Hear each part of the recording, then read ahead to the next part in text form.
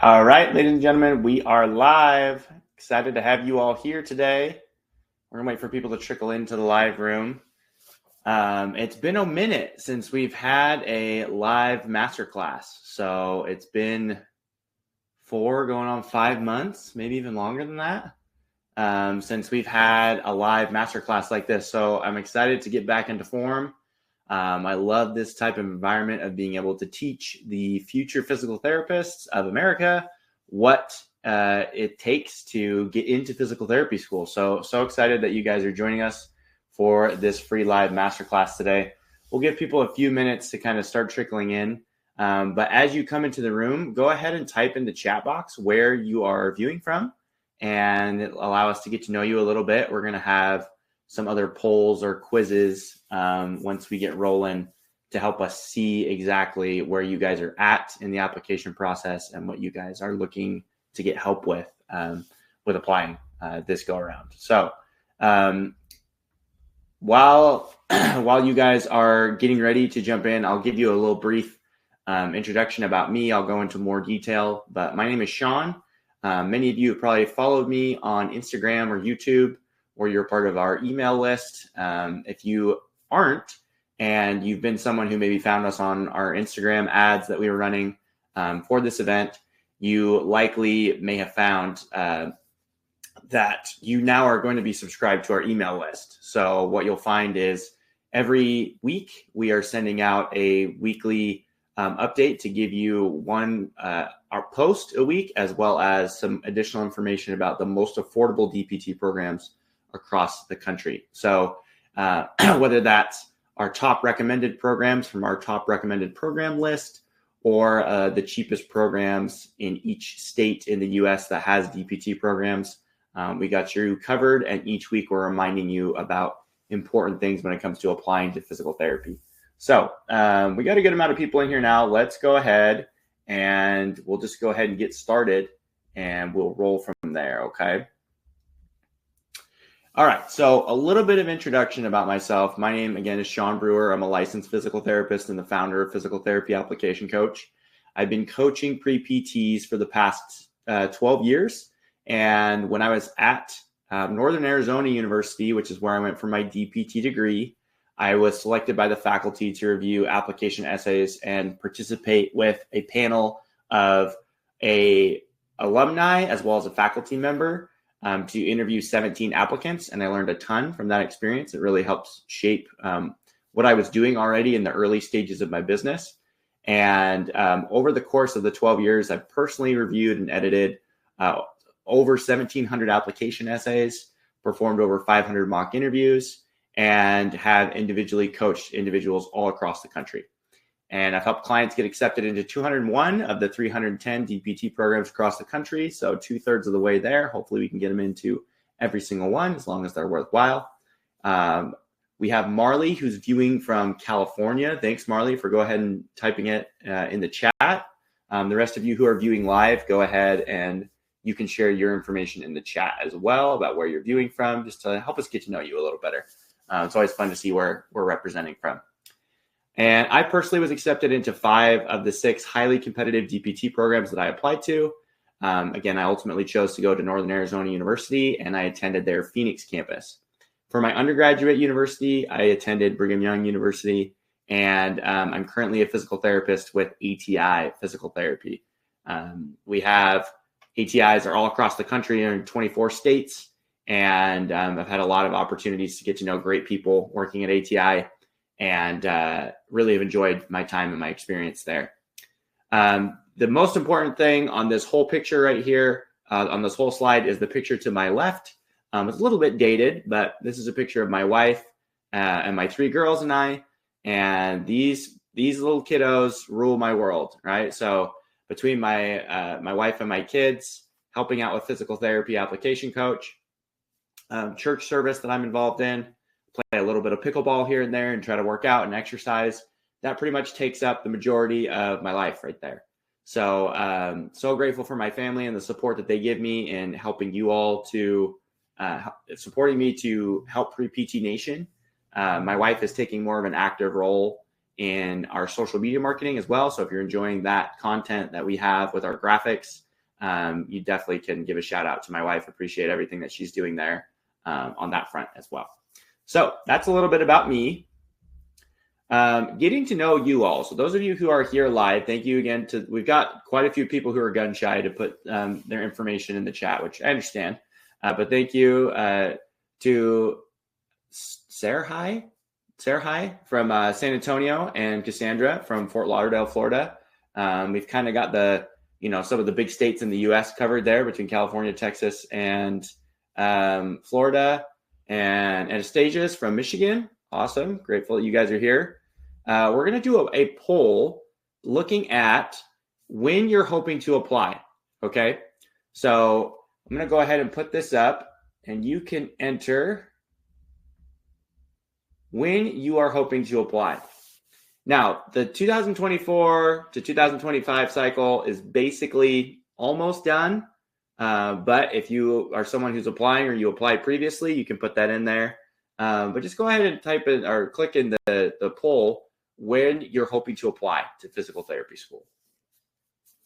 Okay, so far we got everybody's for the 2026, 2027. And now we've got some folks, now we got a 50-50 split for 25, 26 and 26, 27. Either way, if you are applying within the next several years, whether it's this upcoming cycle in the next few months or in subsequent years, you are in the right place. You're going to get high value out of this masterclass today. All right.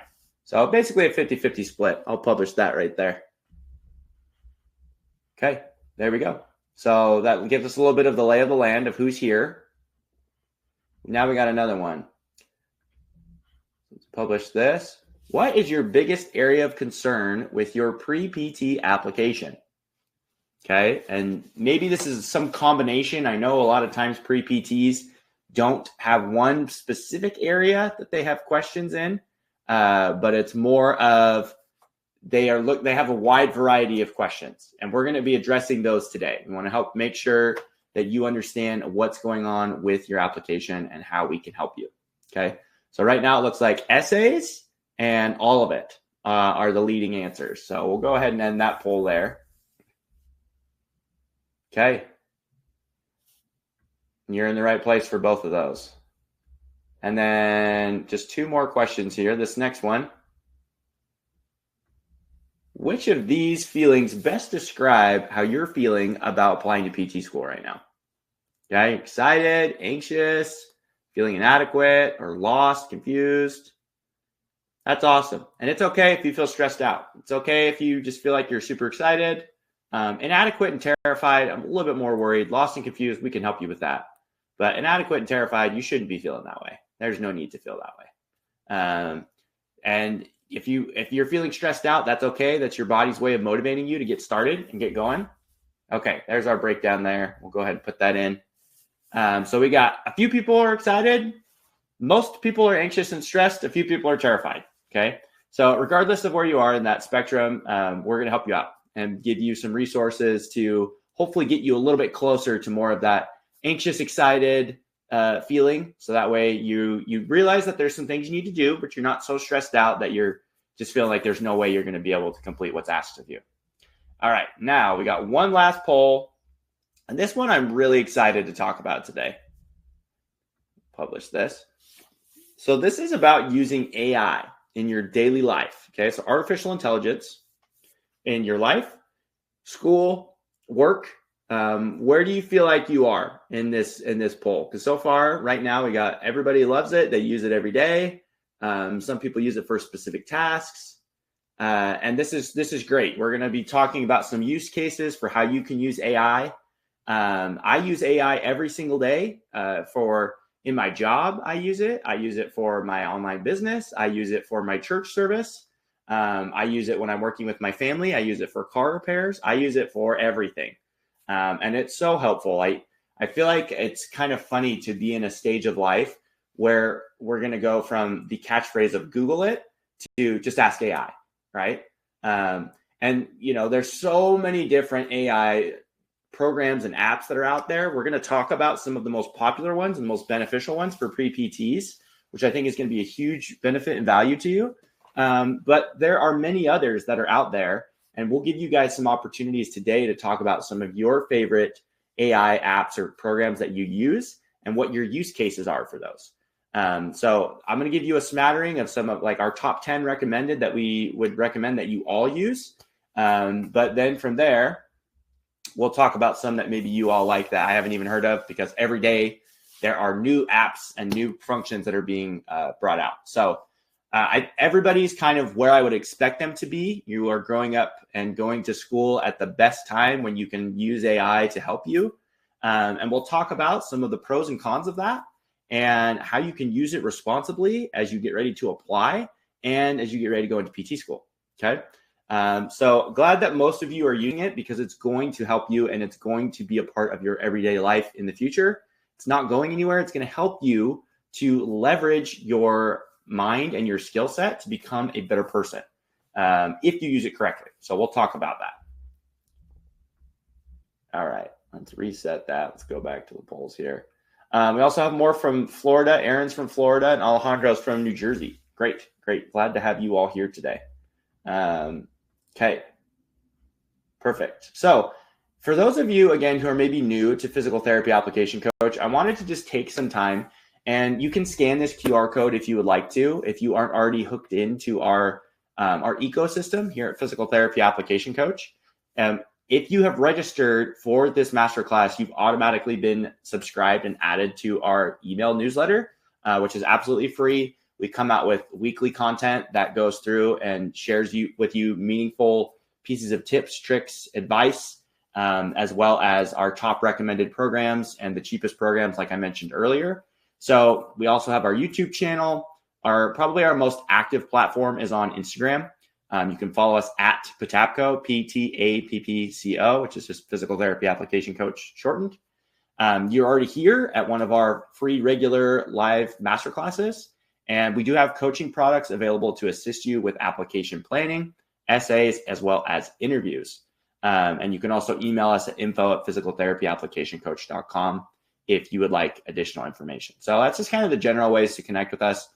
Make sure you're dialed in and that you are using these resources that we give.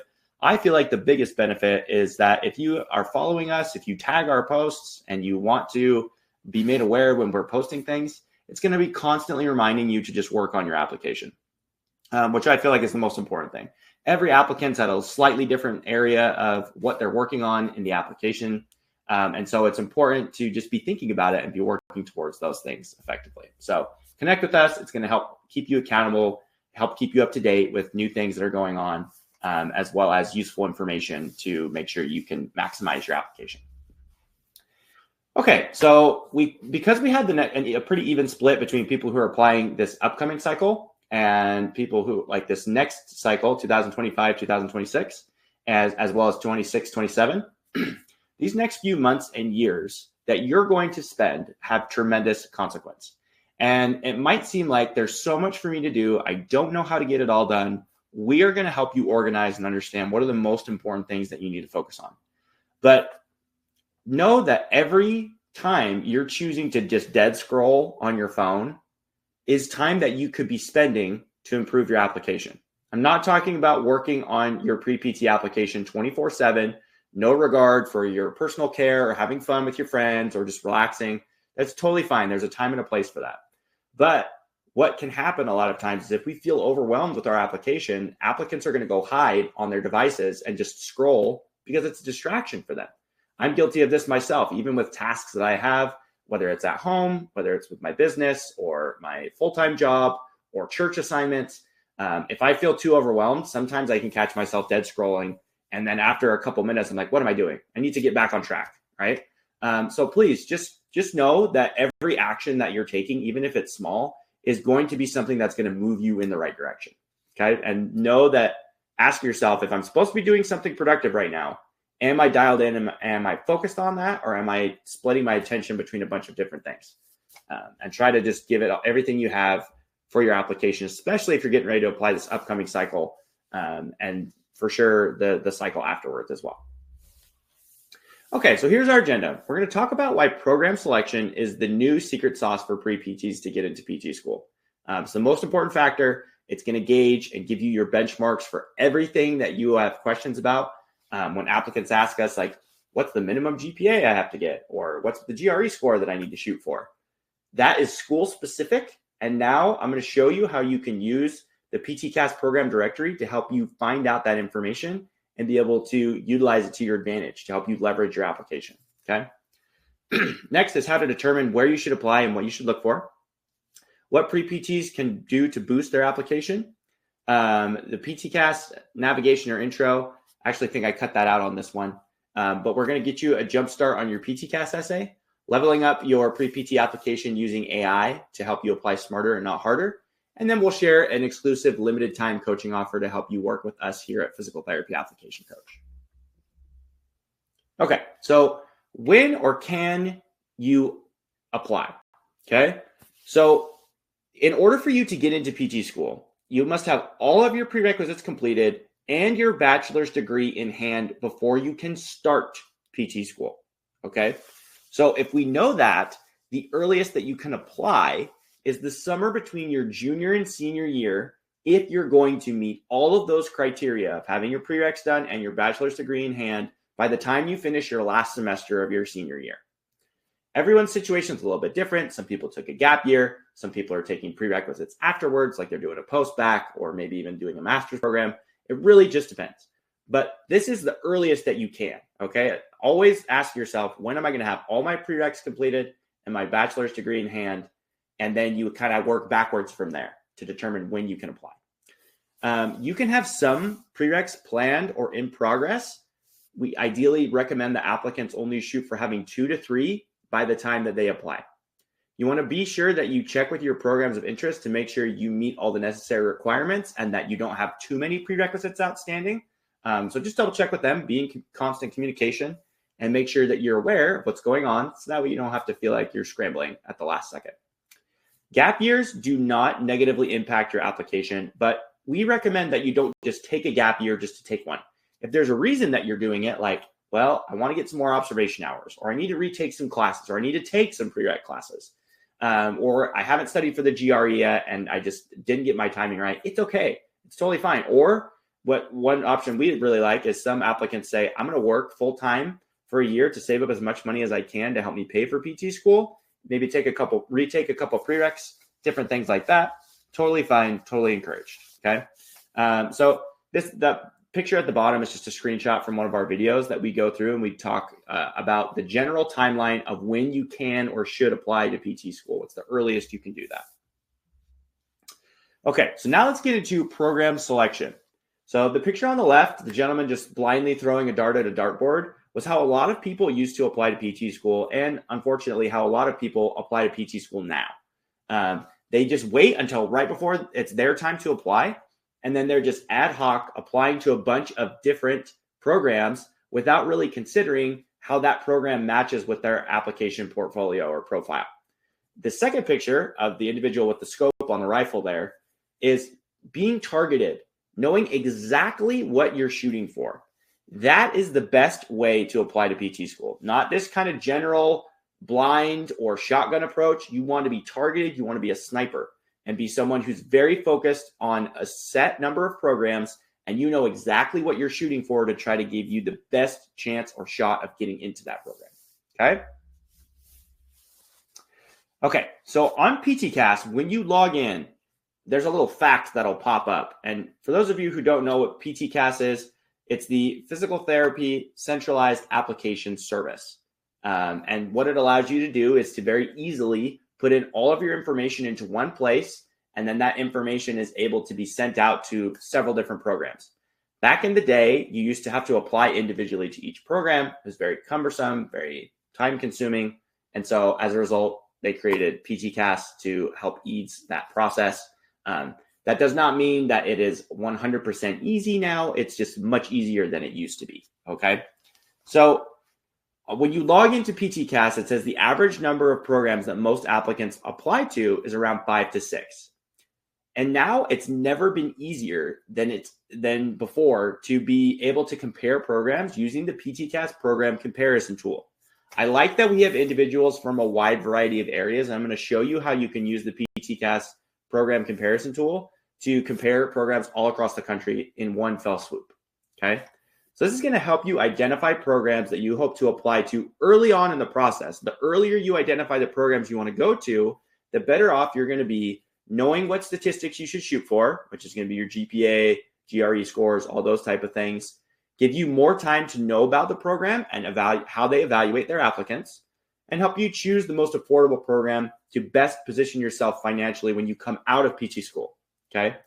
I know there's kind of this general philosophy across the pre-PT community of like, you're going to have student loan debt no matter what, which by and large for most people is going to be true, but it does not have to be. And that doesn't mean that you should just disregard what that dollar amount is going to be, because whether you choose to do a forgiveness plan or whether you choose to pay off all of your student loan debt on your own, that number is going to follow you around for at least the next 10, 20, potentially 30 years, depending on which option you choose. Now, for us, for me, my wife and I, we really didn't want to have that student loan debt. And so we had our own life situation. It's not to say that that's what everybody else is going to do, but for us, we decided that we wanted to aggressively pay off our student loans. And so in addition to saving up a bunch of money before going into PT school, we also were paying down our loans while I was in school because my wife was working full time. And in addition to that, we aggressively paid off our student loans. With the first year and a half I was out of school, we were able to pay everything off. That worked for us. You have to decide what works best for you and your personal situation. But regardless, you want to make sure that you have the lowest student loan debt ratio as possible, because that debt to income ratio is going to impact your future financial decisions, your future opportunities, all kinds of different things, regardless of which path you take to have that student loan burden taken off your shoulders, whether it's you doing it yourself, doing a public service forgiveness at like a hospital or something like that, or doing a standard repayment forgiveness plan. Okay. Okay, so this is a screenshot of the PTCAS program comparison tool. We have programs from across the country. So we have one in California, Ohio, Rutgers, so New Jersey, Texas, and Florida. Okay, so we're going to compare these different programs, and I apologize if the screen's a little bit small, but it's just going to show you how useful this tool is. I'm trying to show everybody I can about the PTCAS program comparison tool because it is such a valuable asset to have in your pocket.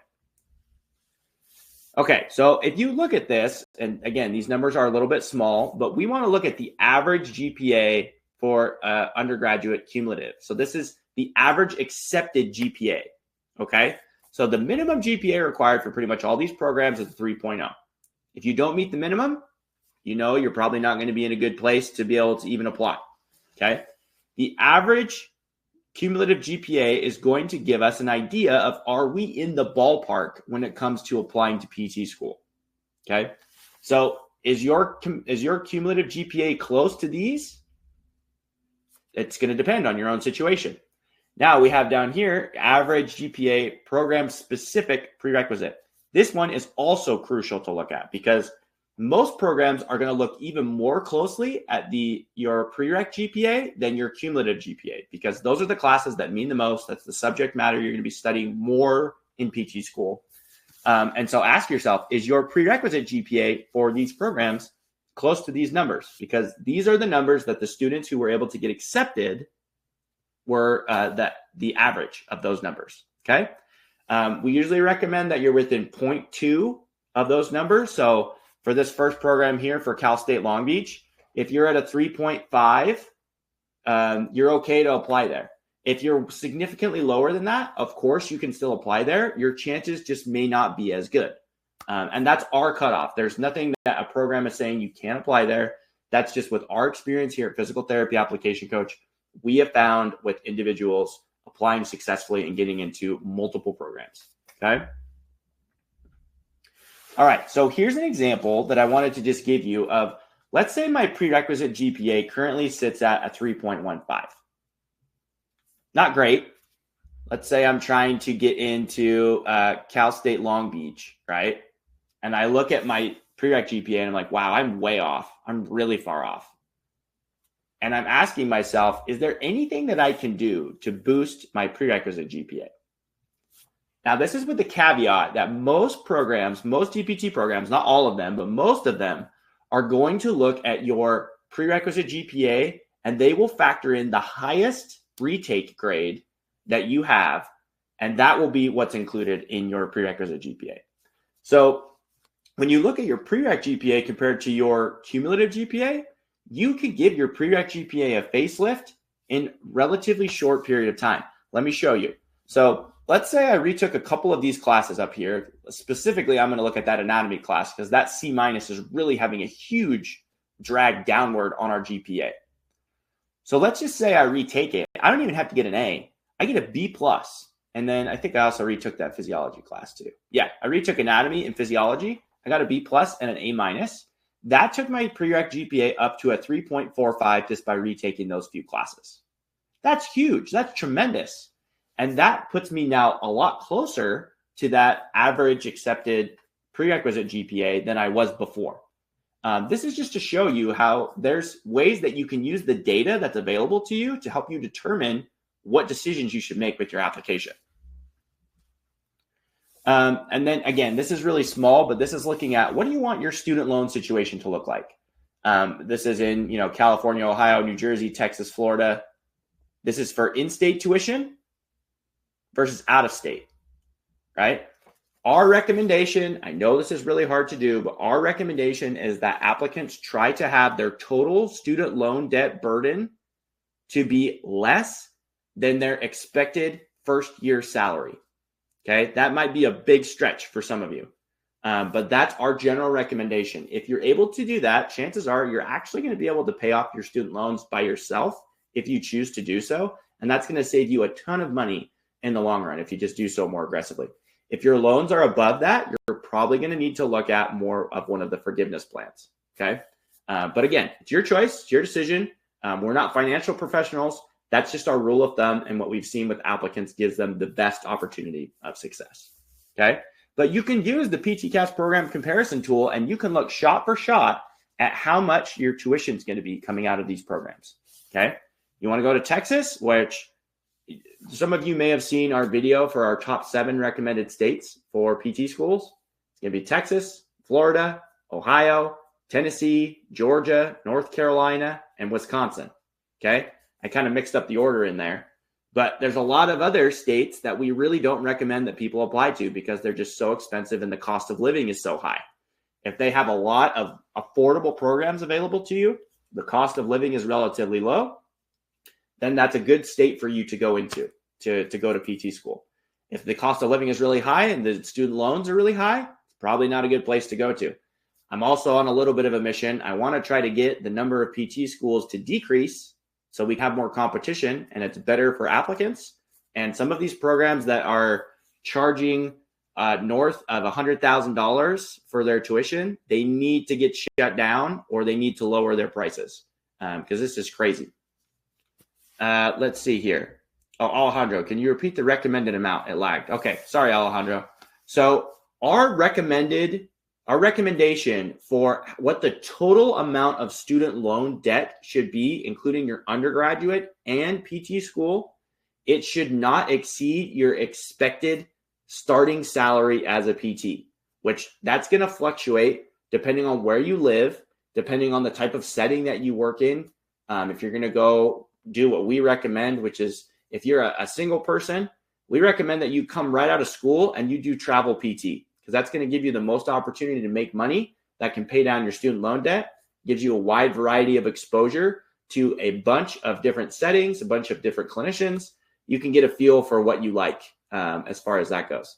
But if you start out making travel PT money, you're going to make substantially more than if you are going to go move to a state that doesn't pay as much and you're just an outpatient orthopedic. It really just depends on your individual preference, what you like, the patient populations that you want to work with. But that could vary depending on the state from $60,000 to $90,000 starting. And you can use AI to help you research what your expected starting salary is in your local area if you want to stay home or if you want to look at the top recommended areas. They publish those on a wide variety of websites. Will publish the top paying areas. There's a lot of them that are in Texas. There's a lot of them that are in Nevada. It just depends, though, on if a program or a city has a high pay you need to also make sure that the cost of living is not high. Because if you've got California, New York, New Jersey, Connecticut, these areas that are really, really expensive, Chicago, they might pay more, but your cost of living is so high or taxes are so high that your income is just going to get clobbered, right?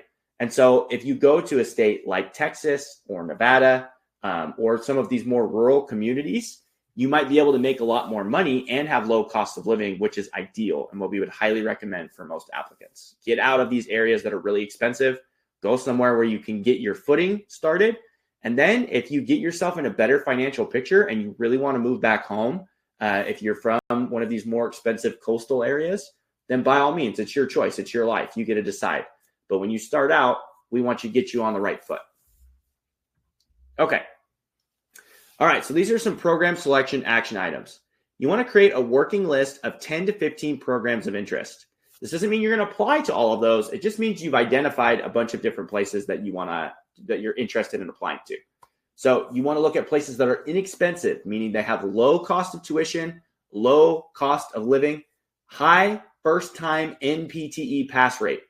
The NPTE is the National Physical Therapy Examination, which is your licensure test.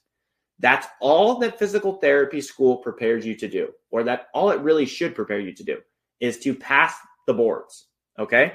So in physical therapy, there is no DPT program, and if there's a program that's claiming that they help applicants make more money once they graduate from their program, I would love to see the data that proves that, because we've looked really hard and there is none out there.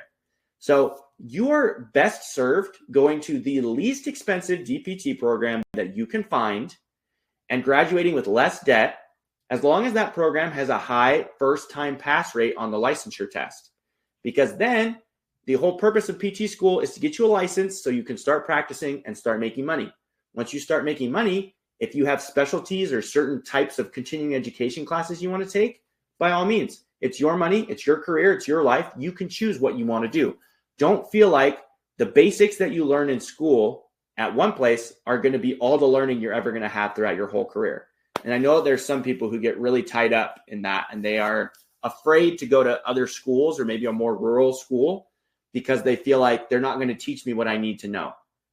The whole purpose of PT school is to teach you what you need to know so you can pass the boards. That's it. And then after that, when you enter the workforce, they don't care where you graduated from. They really could care less, unless it's like a small private practice and they are like an alumni of your school and they love to hire grads from there.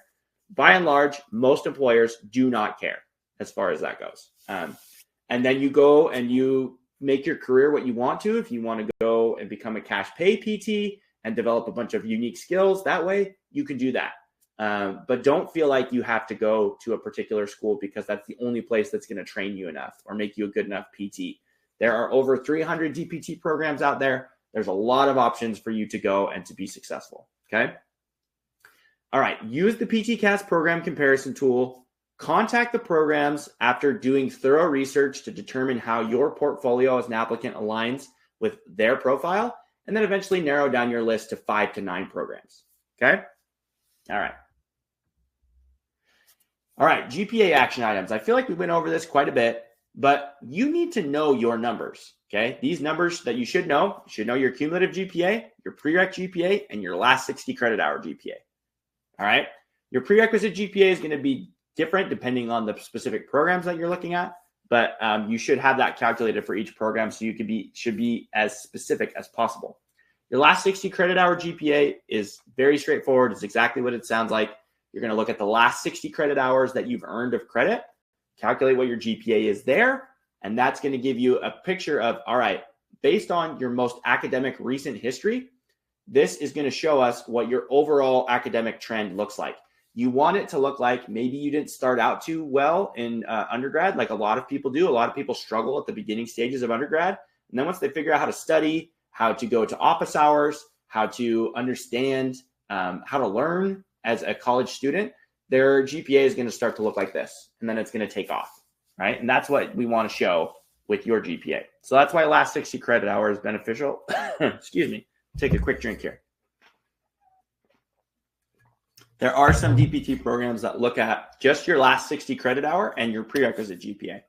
They don't care as much about your cumulative GPA, okay? Then we would recommend, once you know your numbers, you can do some what-if calculating to see if you can boost your prereq and your last 60 credit hour GPA. Don't worry about your cumulative GPA. We had an applicant who had a 2.45 cumulative GPA, but we said, okay, we got to really focus on your last 60 credit hours and boosting that prereq GPA. And we were able to get him accepted into 5 different DPT programs, and good ones, competitive ones that were not expensive either. So use a GPA calculator to help you do that. Identify any prereqs that you can retake to boost your numbers. All right, let's look at the GRE. And again, I apologize. I'll talk you through that little screenshot I have there. It's from ChatGPT. I just asked it yesterday. When it comes to the GRE, the best way to study is to take free practice tests and see how you do. And I'm talking about taking one without studying at all. That's going to give you a ton of information about how to use your time to study. Let's say you do really well when you study for the GRE or when you take your practice test. If you do really well, you may not need to study as much. If you do really poorly and your number is nowhere close to where your average accepted scores are, then you probably are going to need to pivot and study more. Okay. So, how you do on the practice test helps you create a plan for how to study. And below are some of the free tests that are out there. There's Power Prep 2, which is from ETS, the company that makes and prepares the GRE. There's ETS paper practice tests, Manhattan Prep GRE practice test, Kaplan Prep, Princeton Review. All of these are different practice tests that you can take that are free, that are going to give you some type of a diagnostic of how you're doing and what you need to work on. So once you know where you suck as a student, then you say, okay, I'm going to go study those areas. And then those areas of weakness are going to become strengths. And once you study those, you just keep moving forward. Okay. Now, the pro tip here, the screenshot that is here, is I asked ChatGPT if I could submit a sample essay question, which you're going to have to complete one, analyze an issue or analyze an argument question with the GRE, and if it would give me a expected score based on my essay. And ChatGPT said, yep, I can do that. I can give you a score. So that's a game changer now, because before you kind of would just practice the essay section and just do the best you can. But now you can practice it, give the ChatGPT the prompt, and then it will give you the metrics based on how you did of what your expected score would be, which is way more useful feedback than what we had in the past. And that's great. So you can use ChatGPT to practice essays. You can use ChatGPT to help you create a study plan. But really, the study plan is going to be tailored to you based on the areas of weakness that you have with your practice tests. Another pro tip is you can see if you have any peers, family members, or friends that recently took the GRE and have some leftover study materials that you could potentially borrow. So that way you don't have to spend any money at all. That's what we generally recommend. I got another question in the chat. It says, for stats, does it have to be regular stats class, or it can be a different type of stats class? So Marley, that question, you are going to have to ask your programs in particular if they will accept a particular stats class. In general, if you have a statistics class for prerequisites, it's usually general statistics, like your introductory statistics. Ours was stats 121. There are other people who have like biostatistics or sports statistics, different things like that. Maybe that counts, maybe it doesn't. You just need to contact your programs that you're interested in applying to as early as possible to say, hey, here's a snapshot of the course curriculum, or it gives you an outline of the course, and you can send that course description to them, and they'll let you know if that satisfies that prerequisite or not. Good question, though. Okay, observation hours.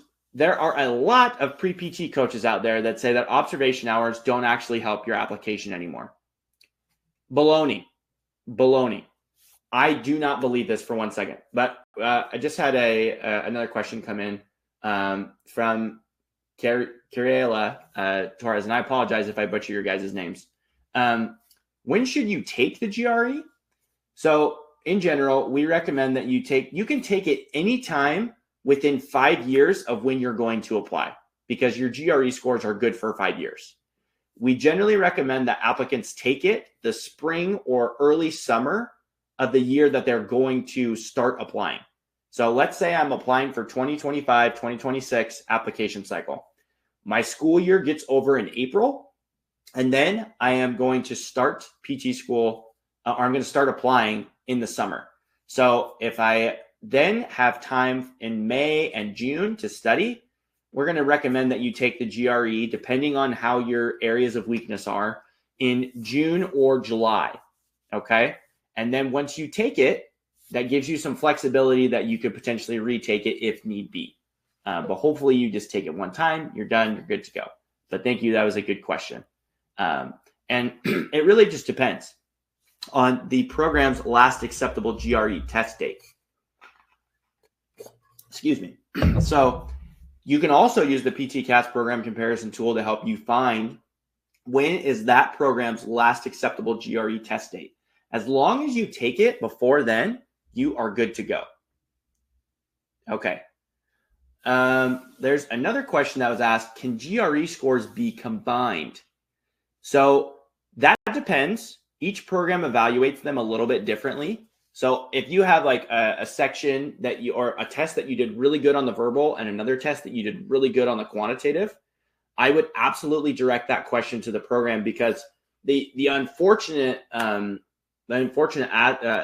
Laron, is that you might have a program that says, yeah, we will include multiple different scores from different tests and combine those to just give you your best score. Other programs may not do that. They may look at each test cumulatively, and that's why program selection is so important early on, is you want to know and identify which programs do I want to go to, so I know who to start asking these specific questions that relate to my application. So the answer, Laron, could be yes, the programs might do that, but I can't say for sure, because one program to the next is going to change what they would recommend. And the other thing that's even more maddening, because we tried to go through and start identifying, okay, let's talk to all the applicants that we're talking to and see what information we can get about each different program. But that just became so crazy, because every year programs change. They do things differently. They tweak how they evaluate applicants. And so it's just a nightmare to try to keep up with each and every program if we were to try to have some type of document that says like everything that program's looking for. But what does not change is the tried and true practice of comparing yourself with the statistics of a program, looking at where you're weak, where you're strong, reaching out to that program and asking them specific questions about where you stand as an applicant with what their program is expecting. Okay. Hope that's helpful. Sorry, let's go back to observation hours, because I went on a bit of a tangent there. So these pre-PT coaches that tell you that your observation hours don't matter, it's a load of baloney. And here's the main reason why. Observation hours are going to help your application in these ways. Determining if you truly want to be in this profession, which is probably important that you figure that out before you put all this money into going to PT school. Helping you understand the scope of physical therapy and figuring out, well, what area of PT do I want to work in? Patient interaction stories for your essays and interviews. These are huge. We'll talk more about this in a bit. Potential job opportunities. So not only just job opportunities as a tech, but like future physical therapist jobs. Networking with PTs and building relationships for references or letters of recommendation. Awesome things that are all super important. That is why observation hours matter. It's not necessarily that the specific number of hours matter. It's more about the relationships and the experiences that you get because of observation hours. So I just don't like it when pre-PT coaches are saying, oh, well, I don't really care. Like your observation hours don't matter anymore. You are missing out on so many great opportunities to understand the profession, to get to know people within the profession, to build those relationships so you can have strong letters of recommendation, all those type of things. We have another one from, I'm just going to call you Sarah because I think that I was unintentional. For observation hours, I'm a little introverted. So when I first started to do observation hours, they would ask me if I had any questions, but I had no idea what I was trying to look at or what the right questions were to ask. Are there certain kinds of questions we should focus on, or what kinds of questions to ask? So that's a great question, Sarah. I appreciate that, because when you look at going into an observation setting, you may not know these people at all. Hopefully you do. And we'll talk about ways that you can get into settings. But if you don't have any relationships or you don't know and you're going in blind, I would think of some questions to write down ahead of time. So these are going to be things like, when you go in, do I have any questions? Ask about how they're arriving at the decisions that they're making with that patient. First of all, one question that I would ask is, when is a good time for me to ask you questions? Okay. That is a great one to ask, because there are so many pre-PTs that they go into an observation setting and they just start peppering the PT with questions. And the PT's like, hey, I'm trying to evaluate this patient, or I'm trying to write my notes real quick so I can remember everything. And so there's a time and a place to ask questions. So I feel like you are in a good spot where it's okay to be a little bit introverted and quiet, but I would just ask them, when is it okay for me to ask you questions? Okay. And then from there, I'm going to ask questions about well, what do you like the most about your job? What do you not like about this setting? How did you arrive at the clinical decision-making that you did with this patient? How do you feel like what you're doing now, is it working? Or if it's not working, what are you going to try to do? What are you thinking you're going to do differently? Not like interrogating them, but just trying to get into their head and see clinically what they're doing, right? So I hope that helps you with at least some questions to get some ideas, but it's going to be get to know them as a person, talk to the patients, ask if it's okay if you ask the patients questions and you get to know them. It's about building relationships. And so the more relationships that you can build with patients and providers by asking thoughtful questions at an appropriate time, it's going to help you out a lot. So that's a good question. Thank you. Got another question here. For inpatient clinics or hospital, should we focus on finding places to volunteer, or is observing for inpatient clinics as well? So Marley, let me give you this piece of advice. Anytime you are doing anything under the supervision of a physical therapist, whether that's volunteering or observing, that counts as observation hours. Okay? So it's not like these are separate things. If you are doing something under the license of a physical therapist or a physical therapy assistant, depending on the programs that you apply to, some of them accept observation for physical therapy assistants as well. Most of them do. As long as you are working under someone who has a license with that in the physical therapy world, you are fine to include that under observation hours, regardless of the setting that it's in. As long as you're doing PT things. I had a physical therapist that I observed under who was at a mental institution. So it was a state mental hospital, and they had a PT clinic, which I'll be honest, was basically a glorified gym.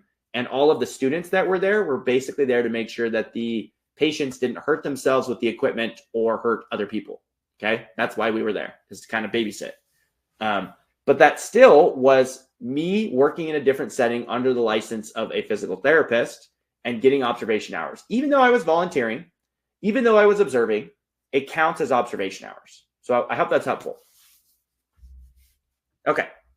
Now, observation hours, action items. If you have observation hours, make sure that they are logged and organized. Reach out to the PTs that have supervised you and make sure they remember you and are willing to verify your hours within the next few months. You also want to research how many hours you need to get for the programs that you're applying to. You can do this using the PTCAS program directory. Again, if you take nothing out of this masterclass other than that, please start using the PTCAS program directory. It will help you out tremendously. Make a game plan to obtain as many hours in as many settings as you can between now and when you apply. And the sooner you apply, the better the experience you will have. Diversity of hours is more important than quantity of hours. Okay, so we used to have a rule of thumb. We call it the 3-5-4-6 rule, which for us, with the applicants that we were helping, was 300 to 500 observation hours spread across 4 to 6 different settings. Okay, these included inpatient and outpatient, but they had different subspecialties in between.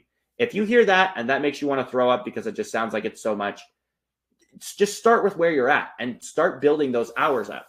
Don't look at the hours like they are the end-all be-all like we talked about. Look at them as relationship building experiences that are going to help you as you get ready to go into PT school. Okay. So compare these two applicants. You have one applicant that has 1,000 hours of just outpatient orthopedics compared to another applicant that has 300 hours spread across 200 outpatient orthopedics, 50 inpatient, 25 pediatrics, 25 home health. This should be obvious, but which applicant has a better idea of what physical therapy looks like as a whole? Applicant number 2.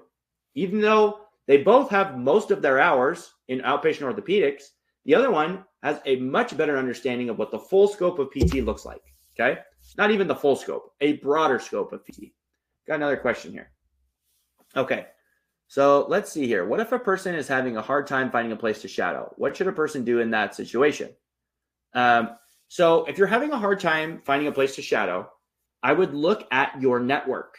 Okay. So look at, do I know anybody who knows a physical therapist? That's the best place to start. And then if you don't, you need to join your local pre-PT club. Okay. You can also start following local PTs in your area on social media. That's helpful. Find a tribe. Get with the tribe. Get with people who have connections. Again, this goes back to relationships, which is the tried and true saying of it's not who you know. It's not what you know. It's who you know, right? And that's so true when it comes to observation hours. That's how I got my first job as a tech. I cold called a bunch of different places and tried to go in, and it didn't work, okay? And when that didn't work, I reached out to a friend who had her soon-to-be brother-in-law was a tech at a PT clinic for 3 years. I called him up. I met with him for about 10, 15 minutes. He came in with me to the clinic. I brought my resume. They interviewed me on the spot, and I got a job, right? So what took me months and months and months of effort of trying to cold call and just go at it on my own became much quicker once I had somebody in my network who could help me. So that's what I would use to identify is get with a tribe who can help you make those connections.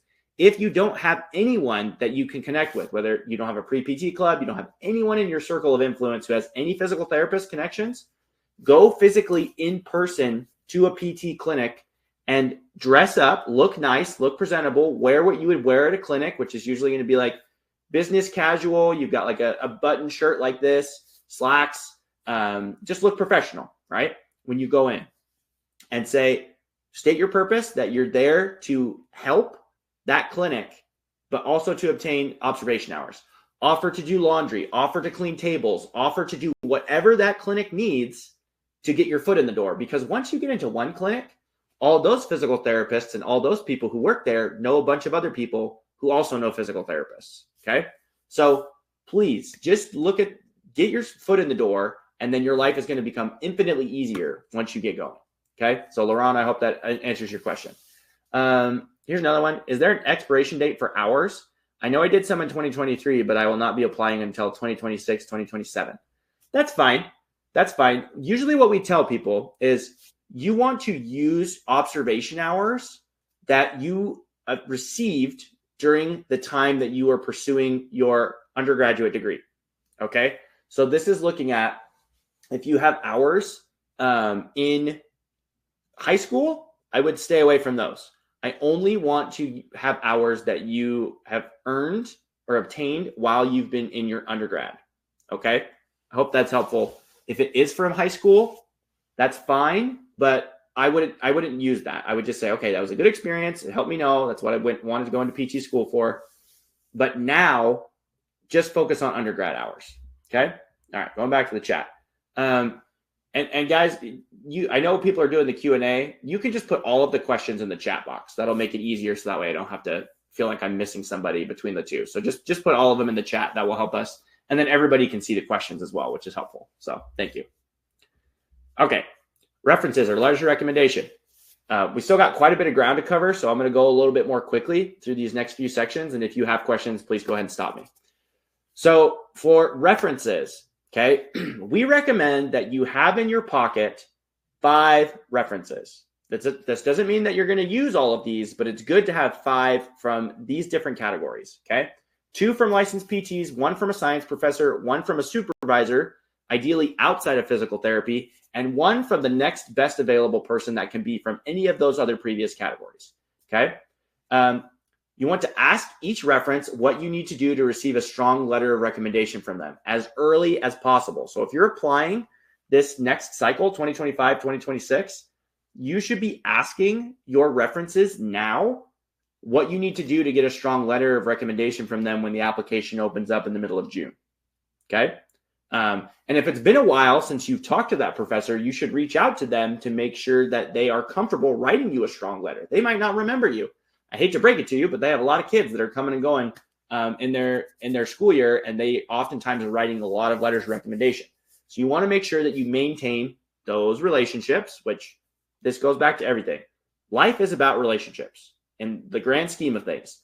And if you want to have good results with your application, you're going to have good relationships. Okay. You want to update your resume to share with your reference, and then create something that we call a brag sheet. It's basically a highlight reel of things that you did that were special or significant while you were with that individual. So maybe when you were working as a tech or an aide, if you were the lead tech and you were in charge of training other techs, you should put that on your brag sheet. Or if you helped organize a community event, or if you were a student that helped tutor another student at the request of your professor, that's a good thing to include, and they might not remember that, but you do. So give them kind of a highlight reel of things that you would recommend or include, and then go from there. Okay. Watch my YouTube series that I have. You can just look me up, Physical Therapy Application Coach, on the best way to submit your references, because PTCAS has changed how they do it, and it is slightly confusing. So the way that I recommend the applicants do it makes your life much, much easier. Okay. And I'm not going to go through and explain the whole process because it's a little convoluted. But if you watch that video, when the time comes for you to submit your references, it's going to make your life so much easier. Okay. Cassandra, how should you connect with a science professor so they can write you a strong letter of recommendation? I feel like I'm not close enough with my professors for them to write me a good letter of recommendation. Okay. So Cassandra, this is a great question. I would look at professors that you have scored well in their classes, or, sorry, Cassandra, this might be another question. When are you applying to PT school? Are you applying in 25, 26 or 26, 27? Because that might be a better question. If you're applying this next cycle and you have no other upcoming science classes, then I would ask myself, okay, if I had to list out all my prerequisite professors, all my science professors, who would I say I had the best relationship with? And then I would reach out to them, say, Dr. So-and-so, I took your class. Okay, so Cassandra, you've got some more time, 26, 27. So what I would recommend for you, Cassandra, is if you feel like you have no strong connections with science professors at this point in time of your undergraduate career, I would commit that, say, all right, for this upcoming semester, I am going to, when you start next fall, whatever science classes you're taking, I am going to commit to making a strong relationship with a professor. Okay. And what that would look like is like going to observation hours, going to all the TA sessions, asking if there's any special projects that you can do, or if that professor does research, if you could help them out with research or become a research assistant, different things like that. It's not like you kind of are trying to butter them up. But just think about it, right? Like if you wanted someone to vouch for you and your character, you're going to need to spend time with that person. So one of the person who wrote my letter of recommendation was my biomechanics professor. I knew from the moment that I walked into his class that I wanted to have him write my letter of recommendation because the class was smaller.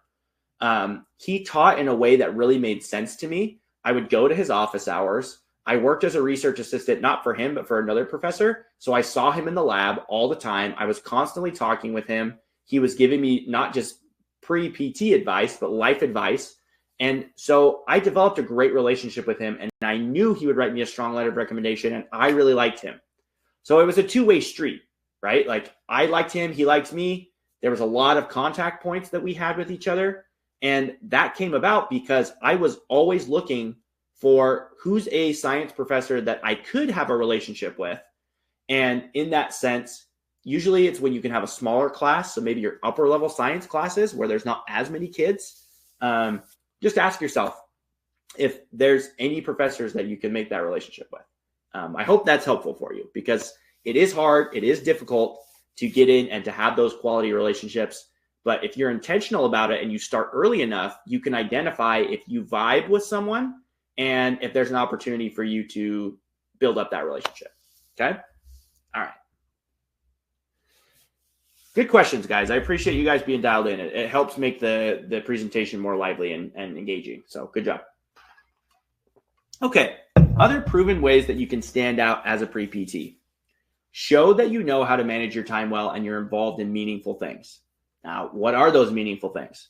Pre-PT, club, or other leadership. Okay.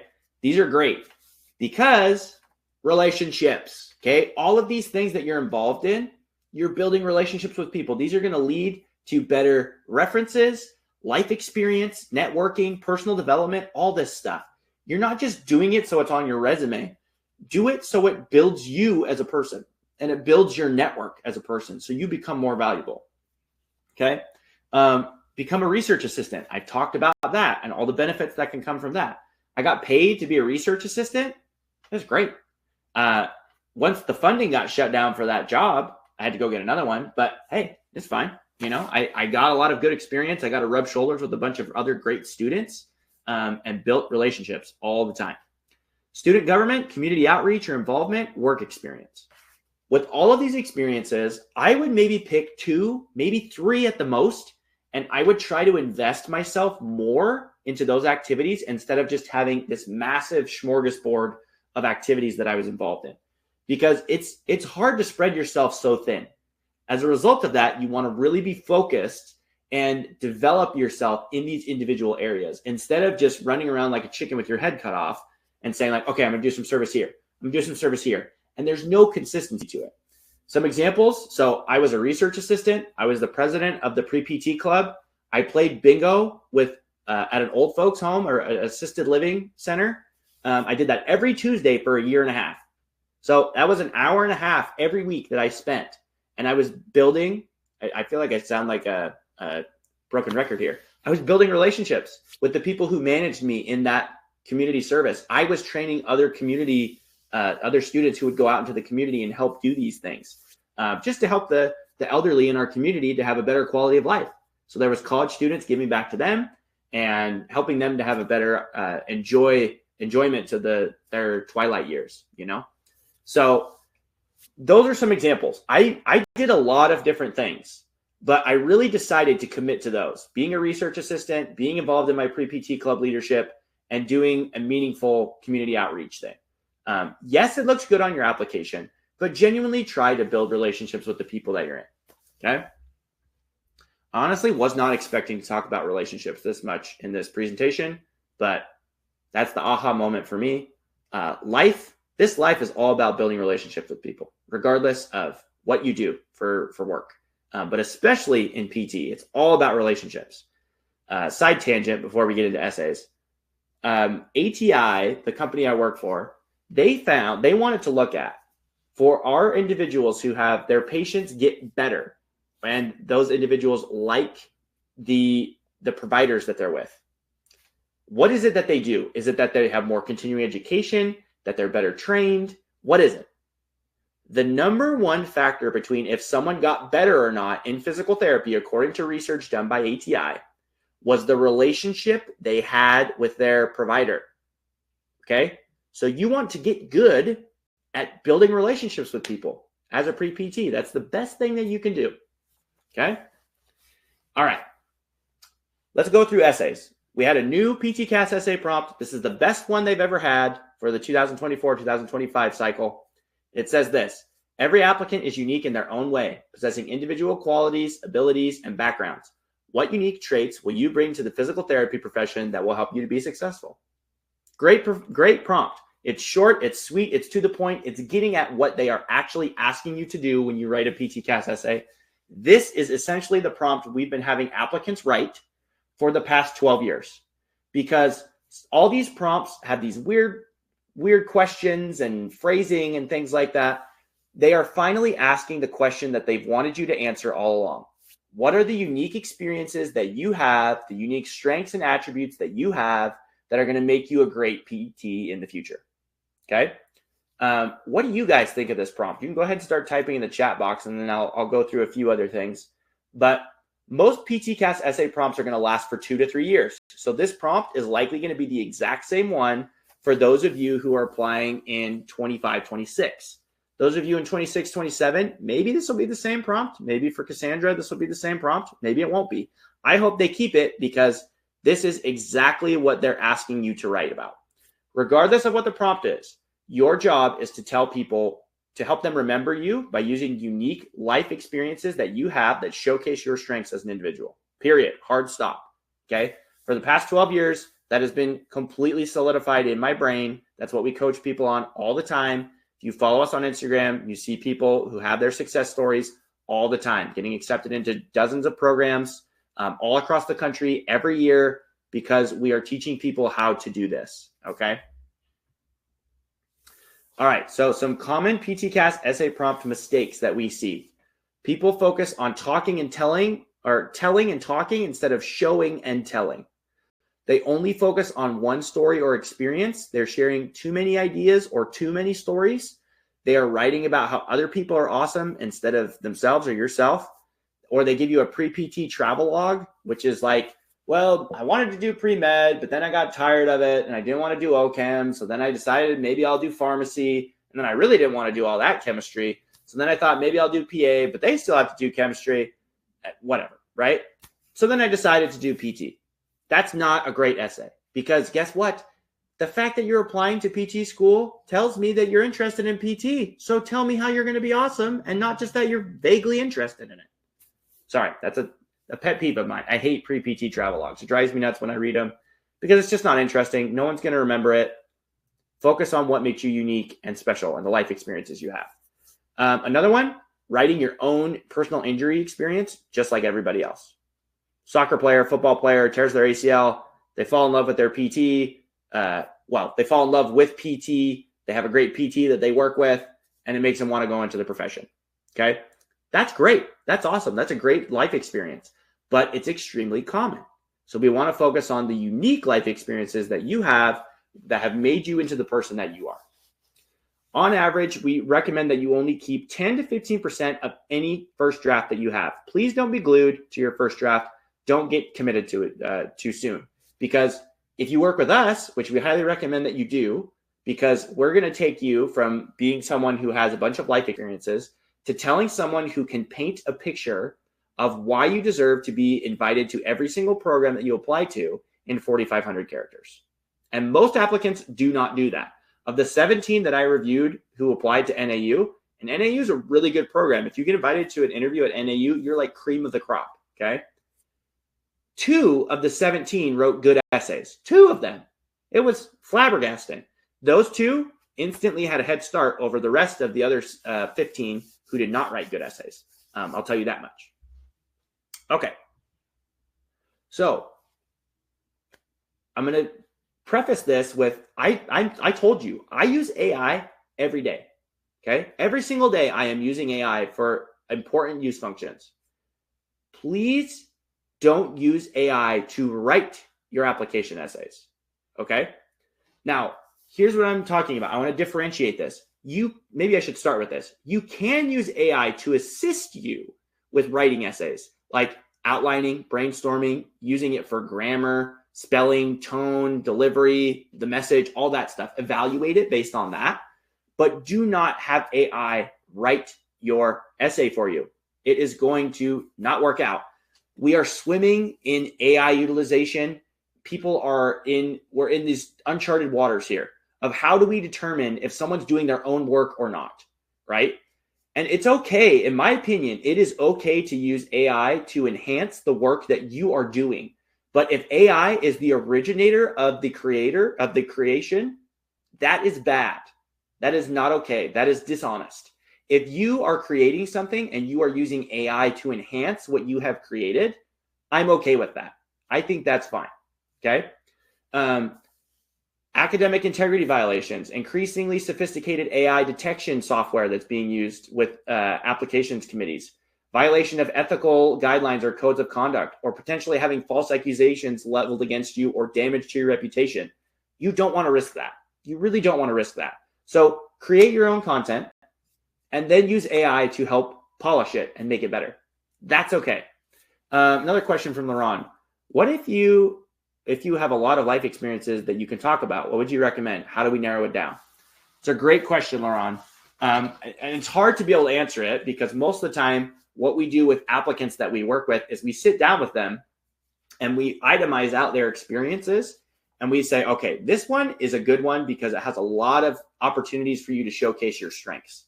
And so I'm going to go on to another slide here, but I'm going to answer your question in a couple slides. That's why I'm going to go on. Okay. So the bottom line about using AI with your essays, PT schools want to get to know you, your strengths, and your lived experiences that are going to help you be an awesome PT. Don't deprive yourself of the opportunity to reflect on your pre-PT journey. It's one of the most fun things to watch applicants who are burned out with applying to PT school. They pause, they work with us to evaluate their life and what they've done to get to the point that they are in their application. And then they are ecstatic that they rediscover the fire of what has really motivated them to become a physical therapist. Don't deprive yourself of that opportunity. If you just use AI to treat your essay like it's a checkbox of something that needs to get done, and you write a generic essay, it's not going to stick. And I can't say this enough. AI is not alive. It's not. It's a computer program. It will never have a human experience. You are a human. You can explain a human experience. As useful as AI is, it will never be a human being. It will not be. It's impossible, right? So if you want to share a human experience with someone else, which is how we connect as other people, is by telling stories, you need to share your own story. And yes, you can use AI to help you. But it has to be your story. AI can help you polish your work, but you need to do the heavy lifting, okay? You can use coaches like us here at Physical Therapy Application Coach on how to sell your story in the most effective way, okay? All right, going to more of Laurent's question. What are the raw materials that make a great application essay? Stories that showcase your strengths. You want to use authenticity, imagery, emotion, hook your reader early. You need to grab their attention because they're reading hundreds, if not thousands of these essays. You got to grab their attention or they're going to glaze right over it. Show me, don't tell me, okay? Show me, don't tell me is all about give me evidence, give me stories, give me experiences that subconsciously show me that you have the strengths of what it takes to be a great PT. And be a victor, not a victim. It's not fun to read an essay about somebody complaining about how difficult their life's been. Now, with that being said, we've had applicants that have had horrific experiences, being kidnapped by their parents and taken away, or their entire family being killed in a genocide war and then being a refugee and fleeing to the United States, or being, back in the day when it was a lot more dangerous, fleeing El Salvador because their family was about to be killed by a gang. Okay, these are difficult life experiences that these people have been through, much more difficult than anything I've gone through. But we wrote about it in such a way that you couldn't help but root for them. They were a hero. They overcame difficulties and obstacles. And as they were able to share that and the strengths that they developed along the way, the more powerful those experiences became and the more meaningful it was. And it really made us, the applicants, stand out and shine. Okay, so here's a sample of 2 essays. I want you guys to think about what the differences are between these two, okay? So this is an essay that we received before coaching. When I decided to study abroad with semester at sea, I envisioned myself hiking the Great Wall of China, skydiving over the Cape of South Africa, and gazing at the Taj Mahal at sunrise. What I was not prepared for were the unexpected moments I would share with the locals I met in each country, and the fact that several of these moments would completely alter my outlook on the world and career path. I'd always known that I wanted to go into the medical field. Okay? Number 2, I gazed out the window of the rickety bus and watched the red dirt road wind through miles of lush green vegetation. My classmates and I were headed to an orphanage about an hour away from the capital city of Ghana in West Africa. I walked into the lobby of the orphanage and opened my backpack to distribute toys and school supplies to dozens of beaming children. I couldn't stop smiling as we played with the kids, running back and forth, playing basketball, and watching them play with a yo-yo for the first time. What are the differences in these? I'm going to take a drink while you guys are typing about it. But what's the difference between these two? What do you guys think?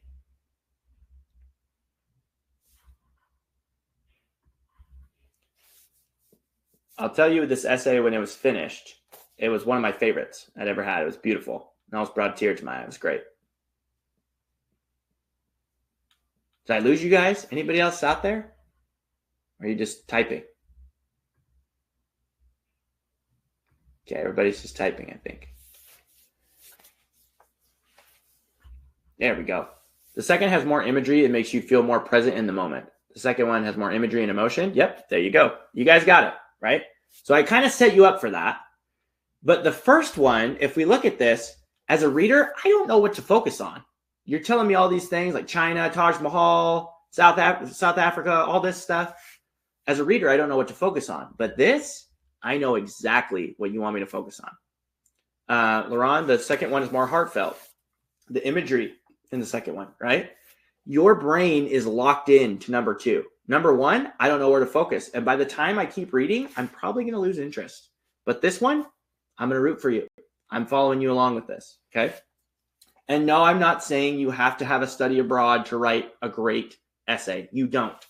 We've had other applicants that from a young age, he lost his hearing, but he wanted to buy a bike as soon as he could, but his family couldn't afford it.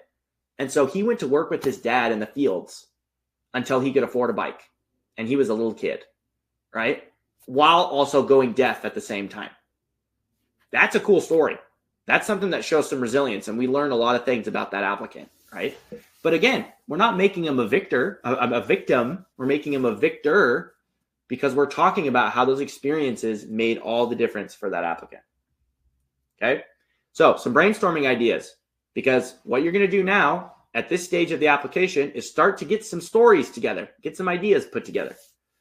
Make a bulleted list of key ideas, do some mind mapping, a 10-minute free write, use stories to give your essay structure. So start doing some brainstorming on stories that you could potentially write about. Talk out loud. To Laurent's question, if you're not sure, if you have a bunch of really cool life experiences and it's difficult to decide which one to choose, you might just have to sit there, write them all down, and rank them based on which ones you feel like showcase your strengths the most. That's usually the hardest part for most applicants because it's difficult to be objective about our own life experiences. But as someone who has done this for 12 years, I promise you this is going to help you if you have someone like us here at Physical Therapy Application Coach point you to which ones are going to make you sound the best and give you the most opportunity to be memorable. Okay. All right. Action items. Brainstorm now. Reflect and create an experience log so you can have your stories ready. Follow us on Instagram to stay up to date on essay-related content and keep your eyes peeled for our PTCast and application essays masterclasses that we have in the months leading up to when PTCast opens in mid-June.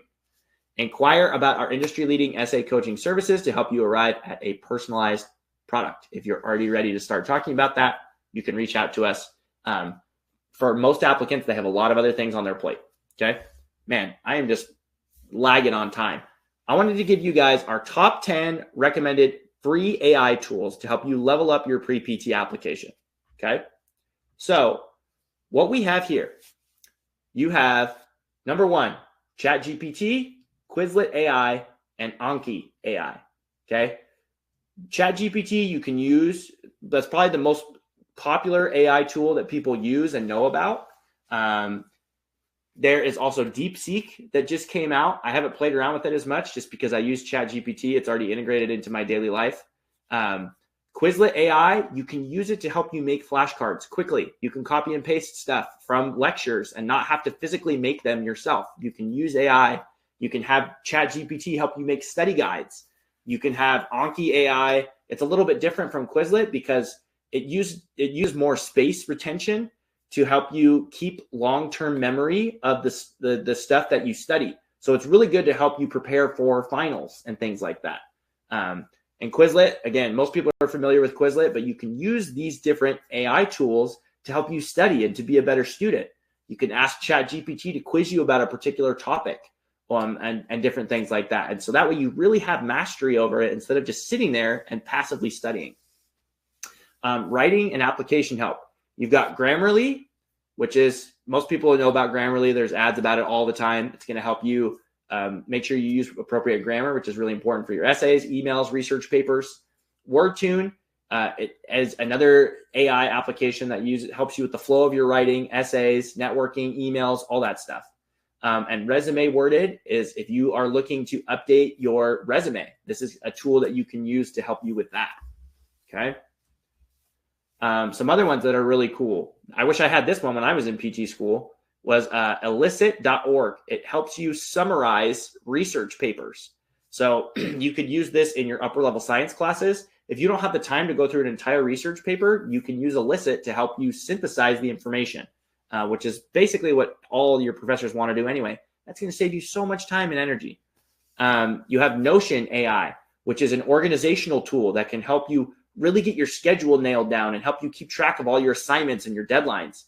Reclaim is another one that is similar to Notion, but it acts in the same way. If it keeps you organized, helps you keep your calendar up to date, observation hours, your deadlines, everything like that. Otter AI is another one that's really cool. It helps transcribes lectures, observation hours, networking calls. If you want to retain information that's verbally spoken, you can use Otter AI to help you with that.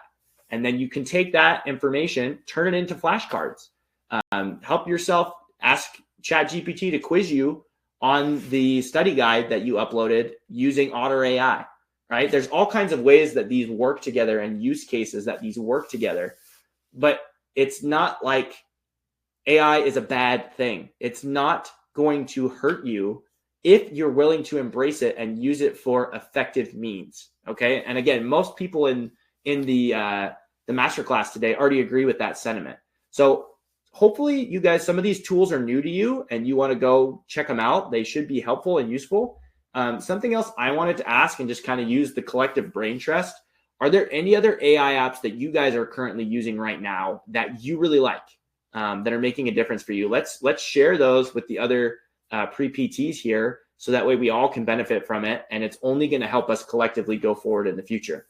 Any other AI tools that you guys have or like, you can either just put the name down or the use case for it. We'll just spend a little bit here because I don't want to wear out our welcome in that sense of people just feel like, okay, we're already at the end of this. Thea Study is great for studying classes, make practice questions for you. That's awesome. Thank you, Cassandra. That's great. Anybody else? There's so many. And every day there's new ones. It's crazy. Like it's hard to keep up. But there's so many of them. And I'm going to check out Thea Study for sure, Cassandra. I appreciate that.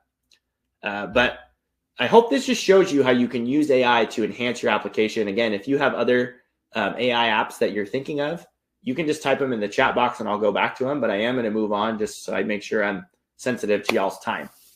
Okay. So a summary of everything that we've gone over. Okay. Program selection, 10 to 15 programs that you're potentially looking at. You're going to narrow that list down to 5 to 9 that you actually apply to. GPA, know your numbers, boost your prereq and your last 60 credit hour GPA. GRE, take practice tests and let data drive your decisions. Again, you can use AI to help you with that.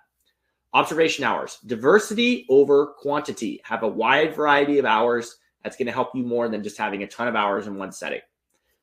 References, we recommend that you shoot for 5. But go and look at the programs that you're applying to look at what their reference requirements are. Guess where you can find it? The PTCAPPCO program comparison tool has that information for you. In general, if you want to cover all of your bases, we recommend that you have these 5, 2 from licensed PTs, 1 from a science professor, 1 from someone outside of PT who supervised you, and 1 from the next best available from any of those previous categories. Extracurriculars, leadership, work, research, service. Okay, make sure you're doing those meaningful things. Pick a few and focus more over a longer period of time with those things. AI, do meaningful work instead of mindless work. Use AI to help you do meaningful work instead of just the repetitive, mindless stuff that you can parcel out to AI to help you save time and really do deep thinking and learning and growing. Okay, essays, you can get started now by brainstorming if you have a guide. Okay, we are here to help you. If you want to look into essays, you can reach out to us, talk to us about it.